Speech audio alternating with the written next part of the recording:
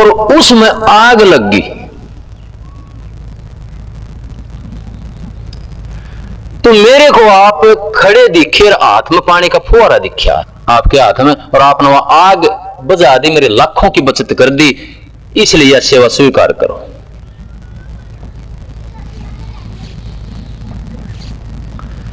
तो मेरे सदगुरु सत्संग करते थे, होशियारपुर में जाते थे। फकीर चंद जी महाराज पंडित जी थे, ब्राह्मण थे, बड़े अड़िखम संत हुए। वो होशियारपुर में जाकर के बैठे हुए थे, सत्संग हो रहा था। फकीर चंद जी महाराज सत्संग कर रहे थे। तो फकीर चंद जी महाराज को वो कहने लगे, फकीर चंद जी, कि या वे अमेरिका से आई हुई है या उस देश से आई हुई है, वहां से, ये भाई वहां से है।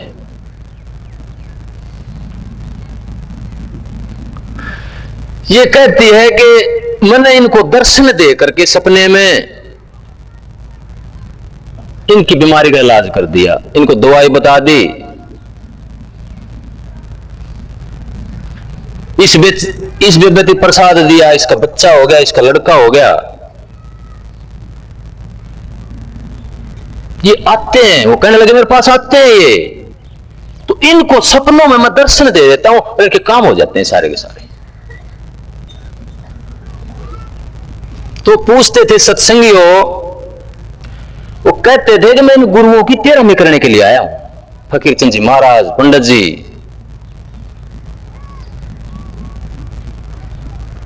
वो पूछते थे, स्टेज पे बिठाते थे 8-8, 10-10 गुरुओं को बुला करके, वो पूछते थे क्या तुम जाते हो इनका काम करने के लिए? मैं तो गया नहीं इनका काम करने के लिए,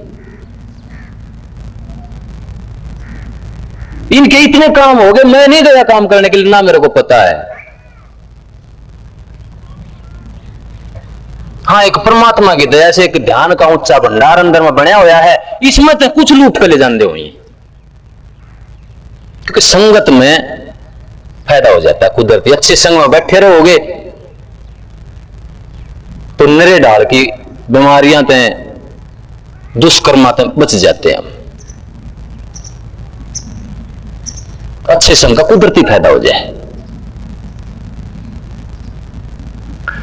तो महाराज जी बैठे हुए थे साथ में, वो कहने लगे जी मेरे पास भी आई थी एक औरत और बहुत पैसे ले रही थी, सेवा में चढ़ाना चाह थी। फकीर चंद जी पूछने लगे, संत ताराचंद क्या तू गया था वहां फोरा पकड़ के? नहीं गया जी,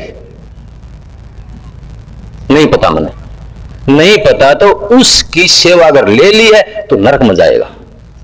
झूठ बोल करके, वहम पैदा करके उसको धोखा दे दिया है तो नरक का भागी है।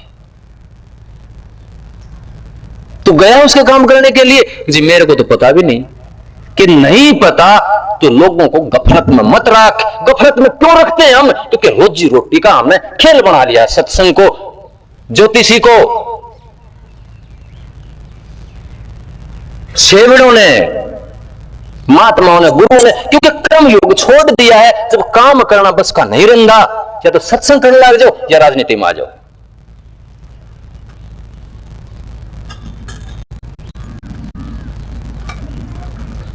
ये किस लिए सत्संगियों? क्योंकि इससे हमारा कर्म योग खत्म हो गया है। मैं कहता हूं कर्म योगी भी अगर ज्योतिषी के पास, सेवड़ों के पास जाता है, अधिकार है उसको। अगर सत्संगी इनके पास जाता है, अधिकार है उस सत्संग को, उस नाम को छोड़ दो, उस नाम ने, उस सत्संग ने।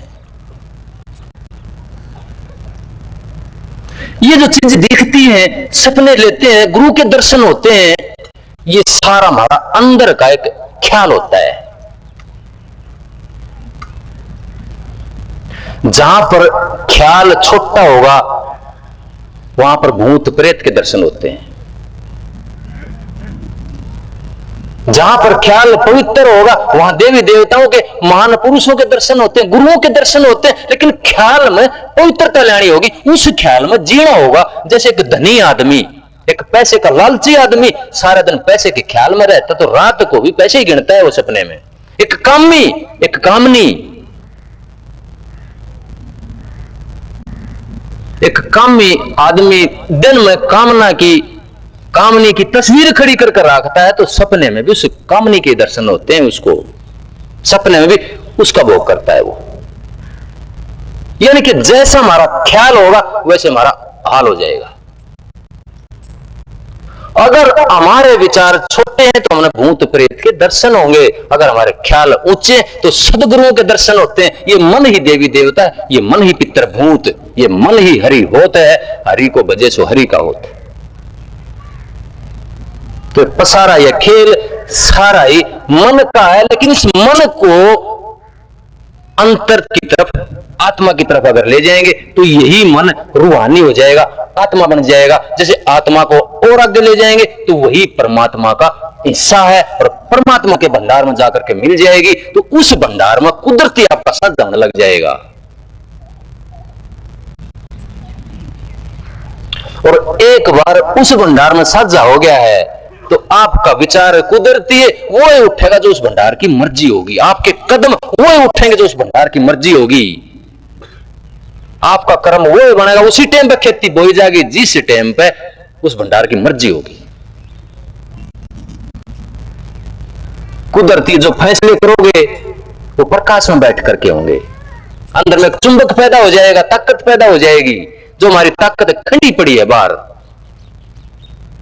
वो बंधती चली जाएगी। जैसे प्रेमी सारे ख्याल को छोड़ करके अपने सदगुरु के में या अपने जो भी इष्ट है उसमें खो जाता है, सारे विचारों से बाहर चला जाता है वो।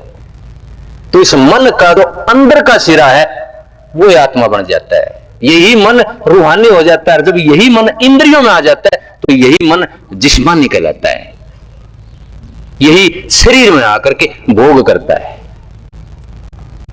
तो जिसने इस मन को साध लिया है अंदर की तरफ जाकर के और चुंबक बन गया है, और प्रकाश का घेरा जिसने उस ब्रह्म को प्रकट कर लिया है, ज्योति स्वरूप ब्रह्म को, तो जो भी फैसले करोगे कुदरती, आप करने वाले नहीं हो, वो आत्मा के फैसले होते हैं। आप हैंडल पर नहीं बैठे हो, वो आत्मा हैंडल के ऊपर बैठी हुई है। अर्जुन का सारथी कृष्ण है, दुर्योधन का सारथी आदमी है, लेकिन अर्जुन का सारथी तो भगवान है। इसलिए उसका हैंडल जो पकड़ता है वो आत्मा पकड़ लेती है, श्री कृष्ण पकड़ लेते हैं, परमात्मा पकड़ लेता है, गुरु पकड़ लेता है। और जब उसके हाथ में हैंडल चला जाता है तो वो जिस तरफ ले जाता है उसी तरफ का विचार बनता है, उसी तरफ की हम चीजें देखते हैं, उसी तरफ की बातें सुनते हैं। तो कुदरती अंदर में आदमी एक चुंबक बनता चला जाता है। जैसे एक लेंस में से ऐसे करोगे, इधर कागज होगा तो जो सूरज की जो किरणें उसके अंदर से आएंगी वो लेंस में से गुजर करके वो एक जगह बंध के उस कागज के टुकड़े को जला देंगी, खाल को भी जला देंगे वो। तो ताकत बन जाती है वो।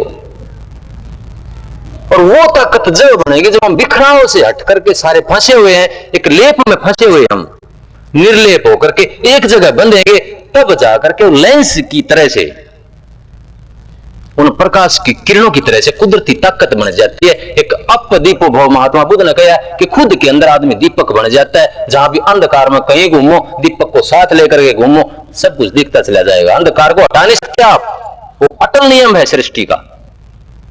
लेकिन अगर हाथ में दिया है, हाथ में मणि है, तो रास्ता खोज लोगे।